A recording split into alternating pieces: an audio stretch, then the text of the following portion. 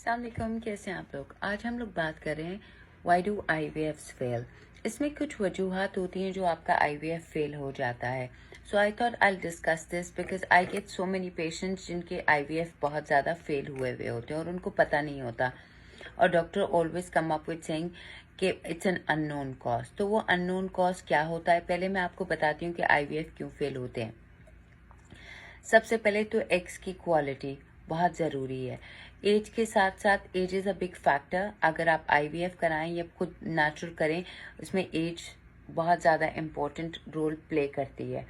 तो अगर आप IVF में भी एज का, क्योंकि क्वालिटी ऑफ एग्स की बहुत ज़्यादा इम्पोर्टेंस रखता है, तो एग की क्वालिटी बहुत अच्छी होनी चाहिए। अगर आपकी एग की क्वालिटी ठीक नहीं है, इम्प्लांटेशन हो गई है लेकिन वो ग्रो नहीं हो रहा, तो इसका मतलब आपकी क्वालिटी नहीं है।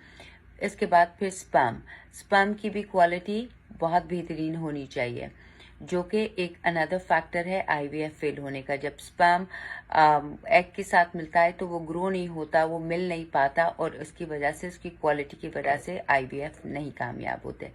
तीसरी वजह होती है जी ये कि आपके यूट्रस, जिस यूट्रस में बच्चे ने ग्रो करना है, जो उसका हाउस है, जो उसका होम है, उसको ठीक होना चाहिए। यानी कि उसमें कोई सिस्ट ना हो, कोई फाइब्रॉइड्स ना हो, उसकी एंडोमेट्रियोसिस ना हो, जो वॉल्स हैं एंडोमेट्रियम की वो थिक ना हो, थिन ना हो, प्रॉपर हो, तो that plays a very important role. इस वजह से भी 3 महीने के अंदर आपका मिसकैरेज हो जाता है। चौथी वजह ये कि जो इम्प्लांटेशन कर रहे हैं embryologist, his experience matters a lot because he is the one who's going to implant it. And fifth is the doctor. The doctor's experience matters a lot.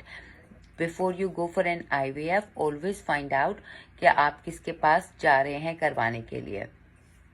आपने अगर काफ़ी दफ़ा IVF करा लिया और आपको ये सुनने को आया है कि there is an unknown cause, how we cater it, हमें कैसे सिखाया गया है, and what we have studied is like we always get to the root cause.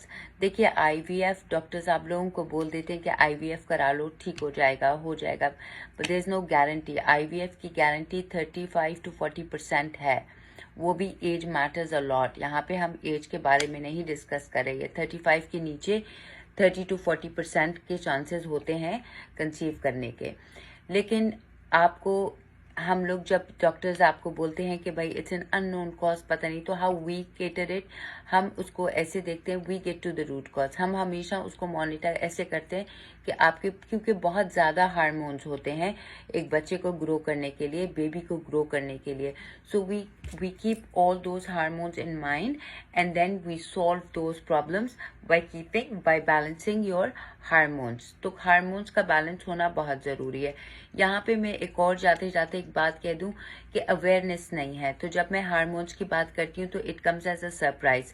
आप लोग समझते हैं कि पीरियड होना, ओव्यूलेशन होना और ट्यूब्स खुली रहना ही बस प्रेगनेंसी है। प्रेगनेंसी में और बहुत सारी चीज़ें होती हैं। अनफॉर्चुनेटली हमारे मुल्कों में अवेयरनेस नहीं दी जाती, लोगों को हार्मोन्स का नहीं पता। बहुत सारी ख़वातीन हैं जिन्होंने कभी ओव्यूलेशन नहीं की होती। तो ये सारी चीज़ें हम आपको सिखाते हैं ताकि आपको पता चले। हर वक्त ब्लाइंडली IVF पे ट्रस्ट करना, maybe it's not the one for you, it's not the right thing for you, maybe you can naturally get pregnant. So if you have any questions, ask me, I'm here to help you. I have helped a lot of people, अल्लाह का बहुत शुक्र है।